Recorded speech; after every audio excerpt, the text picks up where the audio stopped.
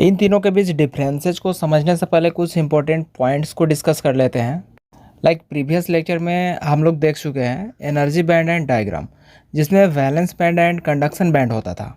Valence band and conduction band के बीच कुछ energy gap होता है, जिसको फॉरबिडन एनर्जी गैप भी बोलते हैं। इनिशियली वैलेंस बैंड में जो इलेक्ट्रॉन प्रेजेंट रहता है वो कंडक्शन नहीं करता है।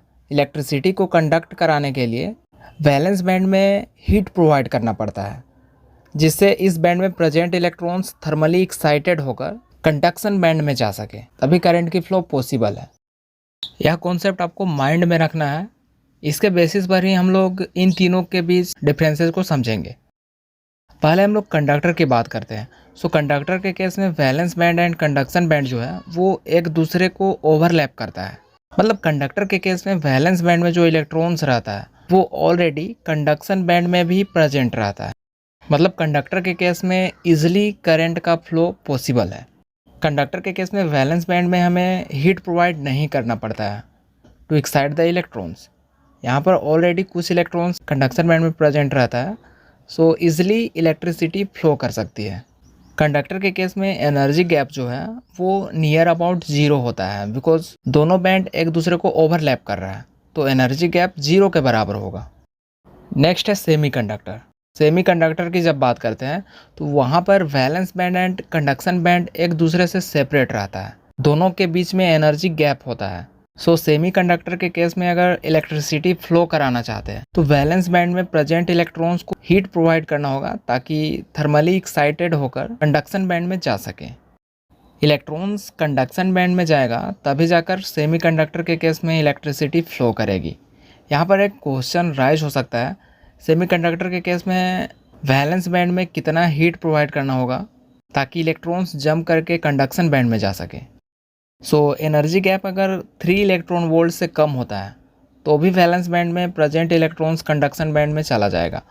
अगर वैलेंस बैंड को बनाने के लिए जर्मेनियम का यूज़ किया गया है तो वहाँ पर एनर्जी गैप में 0.74 इलेक्ट्रॉन वोल्ट की रिक्वायरमेंट होगी।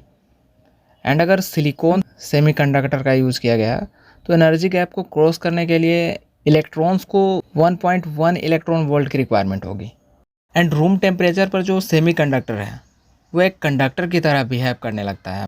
मतलब सेमीकंडक्टर को कंडक्ट कराने के लिए जो टेम्परेचर की रिक्वायरमेंट होती है वो रूम टेम्परेचर की इक्वल होता है। Room temperature about 25 degree Celsius होता है। तो इतना टेम्परेचर पर जो सेमीकंडक्टर है उसमें कंडक्शन पॉसिबल होता है। रूम टेम्परेचर जितना टेम्परेचर अगर हम लोग प्रोवाइड करेंगे तो जो सेमीकंडक्टर है वो कंडक्टर की तरह बिहेव करेगा। मतलब सेमीकंडक्टर को अगर 0 केल्विन हीट प्रोवाइड करेंगे तो जो सेमीकंडक्टर है वो इंसुलेटर की तरह बिहेव करेगा, मतलब उससे करंट फ्लो नहीं करेगी। एंड रूम टेम्परेचर जितना जब हम लोग इसमें टेम्परेचर प्रोवाइड करेंगे तो जो सेमीकंडक्टर है वो कंडक्टर की तरह बिहेव करने लगेगा, मतलब इससे इलेक्ट्रिसिटी फ्लो करने लगेगी। नेक्स्ट है इंसुलेटर। इंसुलेटर के केस में valence band and conduction band के बीच का जो एनर्जी गैप है वो काफ़ी लार्ज होता है।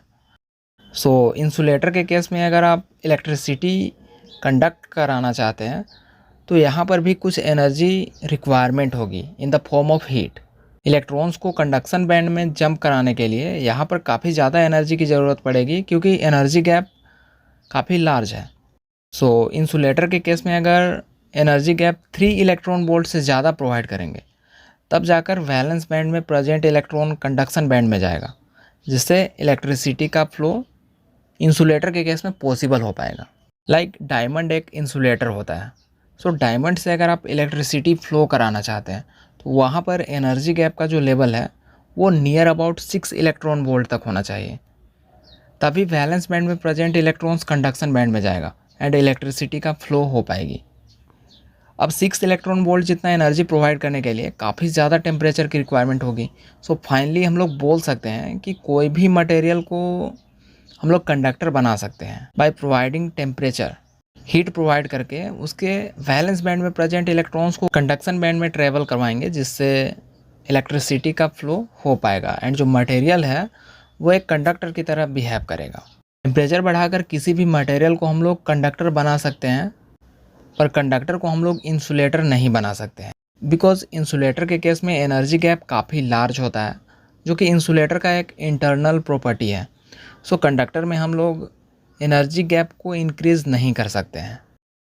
कोई भी मटेरियल का रेजिस्टिविटी कम होगा तो उसका कंडक्टिविटी हाई होगा। सो कंडक्टर के केस में रेजिस्टिविटी काफ़ी कम होगी, निगेटिव में होगी, that is 10⁸ to 10⁻12 ohm meter तक होता है। इंसुलेटर के केस में रेजिस्टिविटी काफ़ी ज़्यादा होगा, इसलिए उसमें कंडक्टिविटी काफ़ी कम होती है। सो यहाँ पर जो रेजिस्टिविटी है वो अबाउट 10⁻11 टू 10⁻19 ओम मीटर होता है। एंड सेमी कंडक्टर में जो रेजिस्टिविटी है वो इंसुलेटर एंड कंडक्टर के कंपेयर में मीडियम होता है। यहाँ पर जो रेजिस्टिविटी है वो 10⁻⁻5 टू 10⁻6 ओम मीटर तक होता है। नाउ तीनों मटेरियल में अगर कंडक्टिविटी की बात करें तो कंडक्टर के केस में कंडक्टिविटी सबसे ज़्यादा होगा, क्योंकि यहाँ पे कंडक्शन ईजिली हो जाता है। Valence band and conduction band एक दूसरे के ऊपर ओवरलैप कर रहा होता है, जिससे इलेक्ट्रिसिटी ईजिली फ्लो कर पाती है। यहाँ पे हमें एक्सटर्नल हीट प्रोवाइड करने का ज़रूरत नहीं पड़ता है या फिर रूम टेम्परेचर मेंटेन करने की ज़रूरत नहीं पड़ती है। सो कंडक्टर के लिए जो कंडक्टिविटी है वो 10⁻² टू 10⁸ होता है। सेमी कंडक्टर के केस में कंडक्टिविटी जो है वो 10⁻⁻6 टू 10⁻6 होता है। एंड इंसुलेटर के केस में कंडक्टिविटी सबसे कम होगी, दैट इज़ 10⁻⁻19 टू 10⁻⁻11 तक होती है, निगेटिव में होती है यहाँ पे कंडक्टिविटी। इसीलिए इंसुलेटर से करंट सर्कुलेट नहीं करती है। एंड इंसुलेटर से अगर आप इलेक्ट्रिसिटी का फ्लो कराना चाहते हैं तो काफ़ी ज़्यादा टेम्परेचर प्रोवाइड करना होगा, तभी वैलेंस बैंड में प्रेजेंट इलेक्ट्रॉन्स कंडक्शन बैंड में जाएगा एंड इलेक्ट्रिसिटी का फ्लो पॉसिबल हो पाएगी। There are many applications of conductors, like conductor का most widely use electrical wire बनाने में किया जाता है। इलेक्ट्रिकल वायर इलेक्ट्रिसिटी को एक पाथ प्रोवाइड करता है जिसके थ्रू इलेक्ट्रिक करंट फ्लो करती है। ऑटोमोबाइल इंजन्स को डिज़ाइन करने के लिए कंडक्टर्स का यूज़ किया जाता है। ऑटोमोबाइल रेडिएटर्स को डिज़ाइन करने के लिए कंडक्टर का यूज़ किया जाता है। कंडक्टर का most widely use transmission line को डिज़ाइन करने में किया जाता है, जिसके through very high voltage transmit होता है। उसी तरह सेमी कंडक्टर्स का भी डिफरेंट एप्लीकेशन होता है, like computers, cell phones and medical devices में सेमी कंडक्टर का यूज़ किया जाता है। सेमी कंडक्टर का यूज़ कम्युनिकेशन सिस्टम्स में, एनर्जी सिस्टम्स में एंड ऑटोमेटिव सिस्टम्स में किया जाता है। सेमीकंडक्टर का use cell phone, satellite system and other communication devices में किया जाता है। डिफरेंट टाइप ऑफ ट्रांजिस्टर्स को डिज़ाइन करने के लिए सेमीकंडक्टर का यूज़ किया जाता है।